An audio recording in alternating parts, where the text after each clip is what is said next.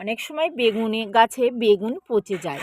তো দেখুন ফুল, এই যে ফুল হয়েছে, সকালে একটু এসে এইভাবে পরাগন করে দেবেন, তাহলে কিন্তু মিট যাবে না। আর এইভাবে পরাগন করলে কিন্তু খুব ভালো হয়। তো দেখুন এই যে আবার একটা বেগুন ধরেছে। তো এই সময় একটা খাবার আমাদের একটু বেশি বেশি করে দিতে হবে, ডিমের খোসা। তো এটা মিক্সিতে একটু গুঁড়ো করে দেবেন, দিলে দ্রুত কাজ হয়।